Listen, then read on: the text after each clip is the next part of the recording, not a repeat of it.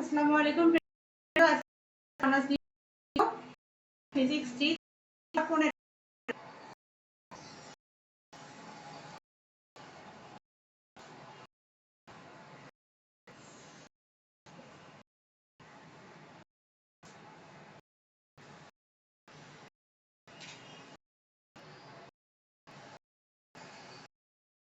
Honours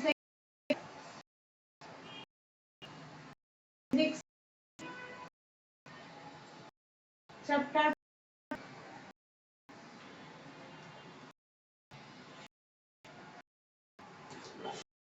কি কি প্রশ্ন সে প্রশ্ন তোমরা হচ্ছে এই চ্যাপ্টারে অনিশ্চিত বিবৃতি এবং ব্যাখ্যা করো। সেকেন্ড প্রশ্ন দেখাও যে ইলেকট্রনে থাকে। এরপরে প্রশ্ন বস্তু তরঙ্গ কি নির্ণয় করো। এরপরে হচ্ছে তরঙ্গ দৈর্ঘ্যের সাথে ভরবেগের সম্পর্ক স্থাপন করো। আর আজকের ক্লাসে তোমাদের হোমওয়ার্ক থাকবে একটা। হোমওয়ার্কটি হচ্ছে তরঙ্গ অপেক্ষক বলতে কি বোঝো, সাইয়ের ভৌতিক তাৎপর্য ব্যাখ্যা করো।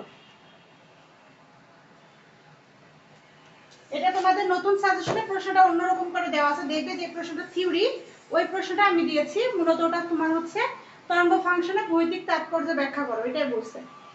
তো ফার্স্ট প্রশ্ন দিয়ে শুরু করি আমরা। প্রশ্নটি হচ্ছে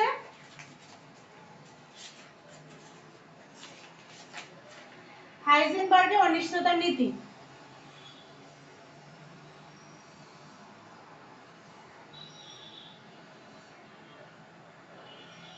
অনিশ্চয়তার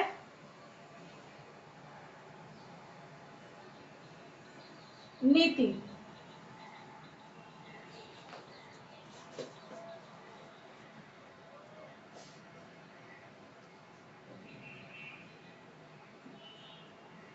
যদি কোনো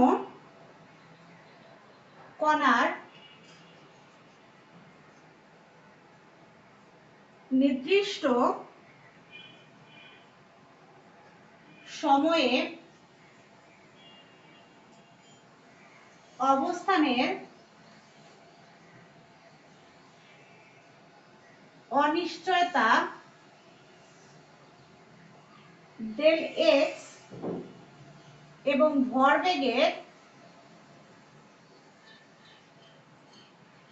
ভরবেগের অনিশ্চয়তা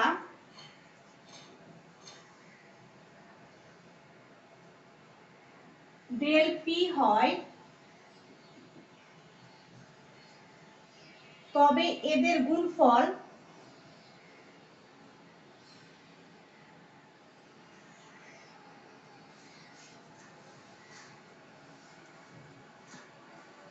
প্লাঙ্কের ধ্রুবকের সমান। ধ্রুবকের সমান বা বড় হবে। অর্থাৎ সমীকরণটা লিখতে পারি ডেল এক্স ডেল পি বড় হতে পারে আবার সমান হতে পারে, অর্থাৎ greater than equal H. H হচ্ছে প্লাঙ্কের ধ্রুবক।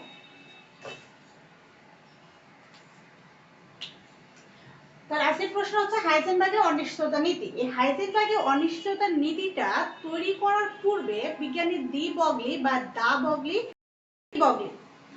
বিভিন্ন বইয়ে বিভিন্ন ভাবে বিজ্ঞানীর নামটা দেওয়া আছে, কোথাও ডি বগলি কোথাও ডি বগলি, অর্থাৎ ড আর দ। তো বিজ্ঞানী ডি বগলি সর্বপ্রথম লক্ষ্য করেন যে একটা বস্তু আর একটা তরঙ্গ বস্তু, অর্থাৎ কোনো একটা বস্তু দুই ধরনের, কোনো একটা পদার্থের দুই ধরনের ধর্ম রয়েছে। এই দুই ধরনের ধর্ম থেকেই মূলত হাইজেনবার্গের অনিশ্চয়তা নীতিটি তৈরি হয়। তো এর আগে যে বিজ্ঞানী ডি বগলি রয়েছে, এই ডি বগলি যে দুইটা ধর্মের কথা বলেছে, একটা পদার্থের দুইটা ধর্ম রয়েছে, দুইটা ধর্মের মধ্যে একটা হচ্ছে কণা ধর্ম আর একটা হচ্ছে তরঙ্গ ধর্ম। তো ক্লাসিক্যাল বলবিদ্যার সাহায্যে কোনো বস্তুর বা কোনো পদার্থের অবস্থান এবং ভর একই সঙ্গে নির্ণয় করা সম্ভব হলেও যদি বস্তুটি বা পদার্থটি মধ্যে তরঙ্গ ধর্ম থাকে, তাহলে সেক্ষেত্রে ভরবেগ এবং অবস্থান একই সঙ্গে নির্ণয় করা সম্ভবপর হয় না। তখন বিজ্ঞানী হাইজেনবার্গ এই নীতিটি ব্যাখ্যা করেন। তিনি বলেন, যদি কোনো পদার্থের মধ্যে কণা ধর্ম এবং তরঙ্গ ধর্ম উভয় ধর্ম থাকে, তাহলে কণার ক্ষেত্রে অবস্থান এবং ভরবেগ একই সাথে নির্ণয় করা সম্ভব হলেও কণা বাদে যদি তরঙ্গ ধর্ম থাকে, তাহলে সেক্ষেত্রে ওই পদার্থের অবস্থান এবং ভরবেগ একই সাথে নির্ণয় করা সম্ভব না। তখন তিনি বলেন, যদি কোনো কণা নির্দিষ্ট সময়ে অবস্থানের অনিশ্চয়তা ডেল এক্স এবং ভরবেগের অনিশ্চয়তা যদি ডেল পি হয়, তাহলে এদের গুণফল হবে প্লাঙ্কের ধ্রুবকের সমান অথবা বড়, অর্থাৎ del x into del p greater than equal h. এটাই হচ্ছে হাইজেনবার্গের অনিশ্চয়তার নীতি। আমি যে কথাগুলো একটু আগে ভাষায় বললাম তোমাদের, ওটাও কিন্তু লিখবে তোমরা। এরপরে তোমরা এই সূত্রটা লিখে জাস্ট সমীকরণটা দিয়ে দিবে। এরপরে প্রশ্ন হচ্ছে ইলেকট্রন নিউক্লিয়াসে থাকতে পারে না। তো মূলত ইলেকট্রন নিউক্লিয়াসে থাকতে পারে না, সেক্ষেত্রে হাইজেনবার্গের অনিশ্চয়তার নীতি থেকে আমরা এটা প্রমাণ করব। তো ওখানে আমরা সর্বপ্রথম লিখবো যে হাইজেনবার্গের অনিশ্চয়তার নীতি থেকে আমরা জানি যে কোনো বস্তু বা কোনো কণার নির্দিষ্ট সময় অবস্থানে অনিশ্চয়তা ডেল এক্স এবং ভরবেগে অনিশ্চয়তা ডেল পি, এদের গুণফল প্লাঙ্কের ধ্রুবকের সমান বা বড় হতে পারে। তো এখান থেকে আমরা সূত্রটা নিয়ে নিব।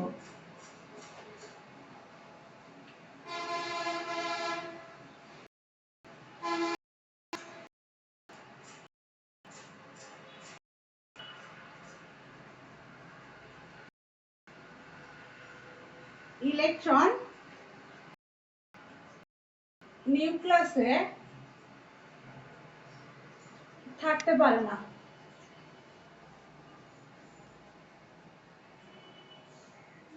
এর কারণ কি?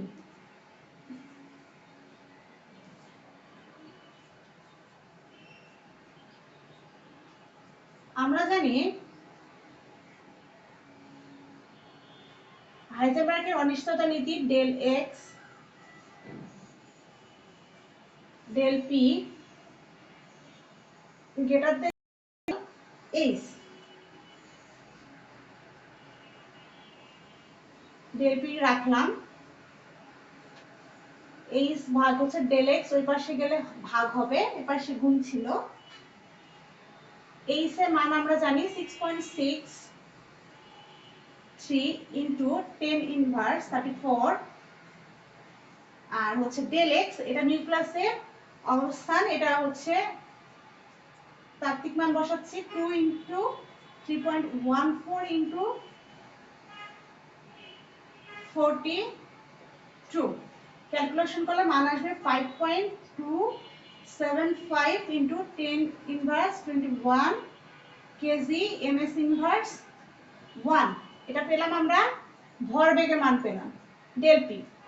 তো হচ্ছে কোন কোন বই আবার ডেল পি এক্স এভাবে ছোট করে দেওয়া আছে, তোমরা দিলে দিতে পারো, না দিলেও সমস্যা নেই। এখন আমাদের বলছে যে ইলেকট্রন থাকতে পারে কিনা, তো ইলেকট্রনের গতিশক্তি বের করতে হবে।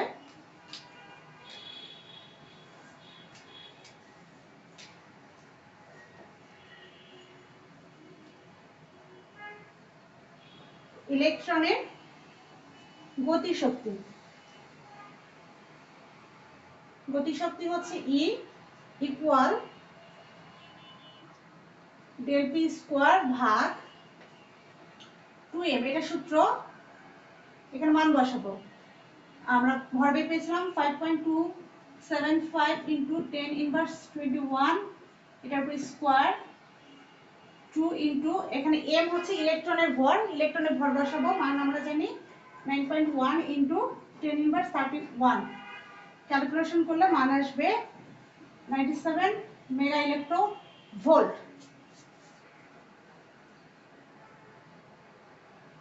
কিন্তু পরীক্ষালব্ধ মান হতে জানা যায় যে কোন ইলেকট্রনের শক্তি, কোন ইলেকট্রনের শক্তি 4 মেগা ইলেকট্রন ভোল্ট, কিন্তু আমরা হিসাবকৃত মান পেলাম 97 মেগা ইলেকট্রন ভোল্ট। যেহেতু এই মানটা বড় এবং এই মানটা ছোট, আমাদের যে মানটা পরীক্ষালব্ধ সেই মানের তুলনায় নির্ণীয় মানটা বড় হয়েছে, তাই আমরা বলতে পারি যে ইলেকট্রন নিউক্লিয়াসের ভিতরে থাকতে পারে না। তো ফার্স্টে কি করলাম, ইলেকট্রন নিউক্লিয়াসের ভিতরে থাকতে পারবে না, এটার জন্য আমরা হাইজেনবার্গের অনিশ্চয়তা নীতি সূত্রটা প্রয়োগ করলাম। এরপর এখানে প্ল্যাঙ্কের ধ্রুবকের মান বসালাম, এরপর নিউক্লিয়াসের অবস্থানের মান বসালাম, ক্যালকুলেশন করলাম। ইলেকট্রনের গতিশক্তির সূত্র বসালাম, এখানে ভরবেগের মান দিলাম, এখানে ইলেকট্রনের ভরের মান দিলাম। ক্যালকুলেশন করে মান আসলো আমাদের 97 মেগা ইলেক্ট্রোভোল্ট, আর এখানে আছে 4 মেগা ইলেক্ট্রোভোল্ট। পরীক্ষালব্ধ মানের তুলনায় নির্ণীয় মানটা বড় হওয়ায় আমরা বলবো যে কোনো পরমাণুর অভ্যন্তরে ইলেকট্রন নিউক্লিয়াসে থাকতে পারে না। এই কারণে ইলেকট্রনগুলো নিউক্লিয়াসকে কেন্দ্র করে তার চারপাশে ঘোরে। তো আমরা ছোটবেলা বলতে 9, 10 ইন্টারমিডিয়েটে জানি যে ইলেকট্রন সবসময় নিউক্লিয়াসকে কেন্দ্র করে তার চারপাশে ঘোরে। কখনো এটা চিন্তা করে না যে প্রোটন এবং নিউট্রন নিউক্লিয়াসের ভিতরে থাকলেও ইলেকট্রন কেন থাকতে পারে না। ওই প্রশ্নের উত্তরটাই হচ্ছে তাহলে এটা, কেন থাকতে পারে না, কারণ হচ্ছে ইলেকট্রনের কোন ইলেকট্রন নিউক্লিয়াসের ভিতর থাকার জন্য তার পরীক্ষালব্ধ মান হচ্ছে ইলেকট্রনের শক্তি 4 মেগা ইলেক্ট্রোভোল্ট। কিন্তু পরীক্ষালব্ধ মান থেকে আমরা যখন হাইজেনবার্গের নীতি প্রয়োগ করি সেখানে আমাদের মান আসে 97 মেগা ইলেক্ট্রোভোল্ট। যেহেতু নির্ণীয় মানটি পরীক্ষালব্ধ মান অপেক্ষা বেশি হয়, তাই ইলেকট্রন নিউক্লিয়াসকে শুধুমাত্র কেন্দ্র করে চারপাশে ঘুরে ভিতরে প্রবেশ করতে পারে না।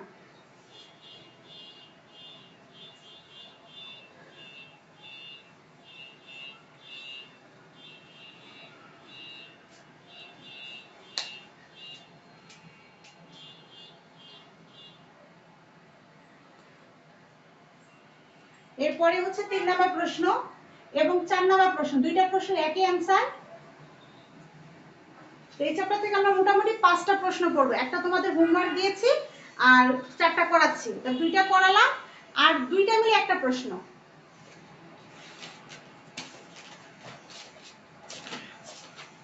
প্রশ্নটা হচ্ছে দ্বিবগলি নির্ণয় করো, আরেকটা হচ্ছে তরঙ্গ দৈর্ঘ্যের সাথে ভরবেগের সম্পর্ক স্থাপন করো, দুইটা একই। তাহলে ডি বগলির সমীকরণ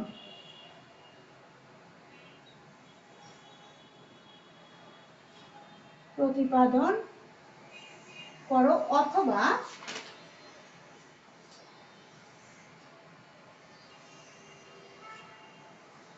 তরঙ্গ দৈর্ঘ্যের সাথে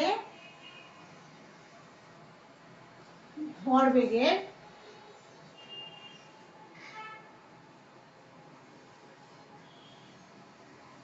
সম্পর্ক।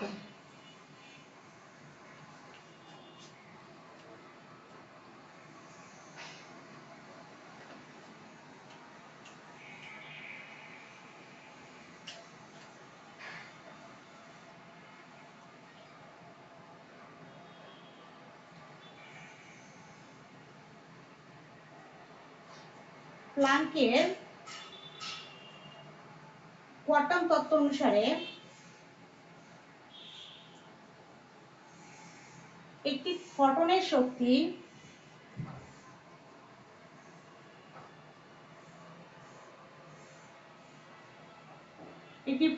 শক্তি হচ্ছে ইকুয়াল এইচ মিউ। এরপর আইনস্টাইনের ভর শক্তি অনুসারে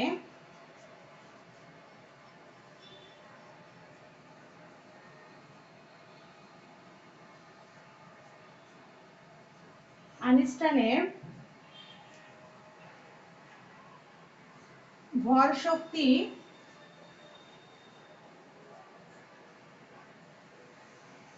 সম্পর্ক অনুসারে ইকুয়াল এমসি স্কয়ার। এটা মানে অনেক আগে অনেকবার পড়াইছি। এটাকে 1 নাম্বার সমীকরণ, এটা 2 নাম্বার সমীকরণ। উভয় হচ্ছে শক্তি, একটা হচ্ছে ফটনের শক্তি আর একটা আইনস্টাইনের ভর শক্তি। যেহেতু দুটাই ই, তাই আমরা উভয়ের ডান পাশের মানটা সমান লিখতে পারি। তাহলে আমরা লিখতে পারি mc square equal h mu. 1 ও 2 হতে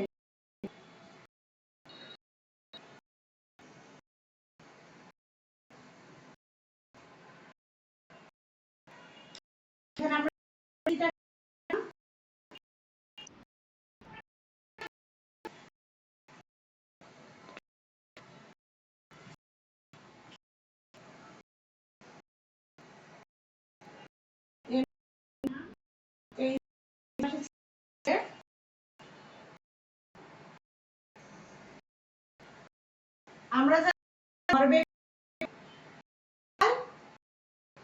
এমসি, তো এটা লিখলাম বা সি,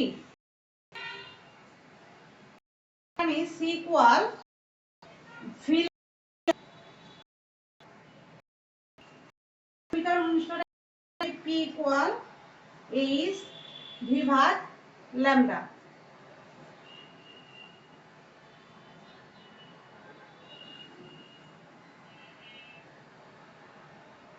অতএব ল্যামডা ইকুয়াল এইচ ভাগ পি, এইচ ইকুয়াল পি মানে হচ্ছে এমভি।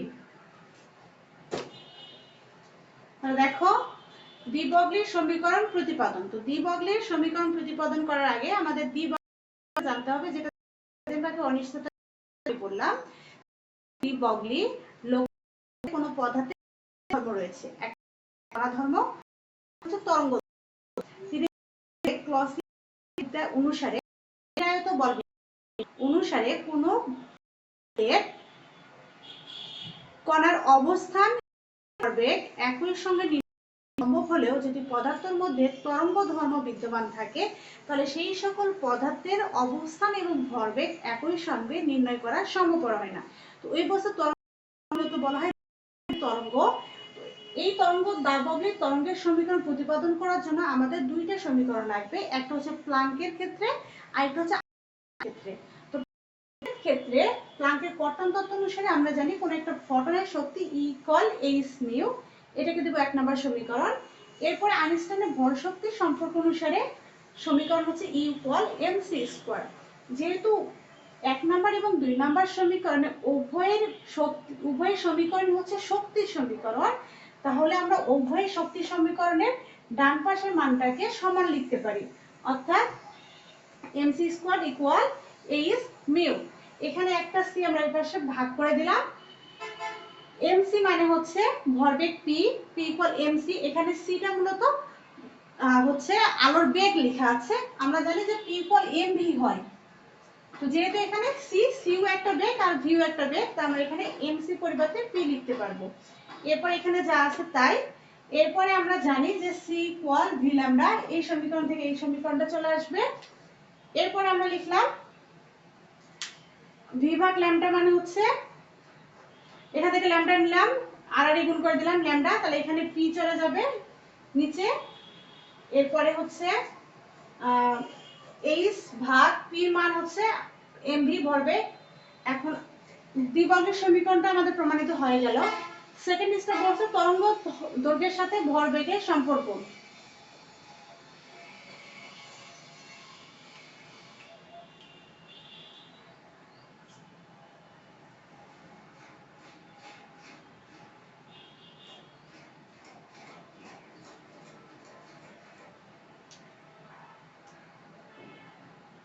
আমাদের এখানে একটা লাইন মিস্টেক হয়েছে, এই যে এখানে c এর পরিবর্তে v ল্যামডা হয়, তাহলে এই যে v ল্যামডা, উপরে v আর নিচে v কেটে যাবে, থাকবে h ভাগ ল্যামডা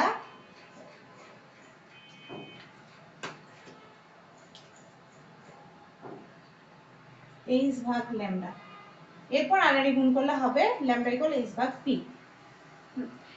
তরঙ্গ দৈর্ঘ্যের সাথে, তাহলে তরঙ্গ দৈর্ঘ্য হচ্ছে আমার ল্যামডা, এর সঙ্গে সম্পর্ক হচ্ছে ভরবেগ, তাহলে ভরবেগ হচ্ছে p।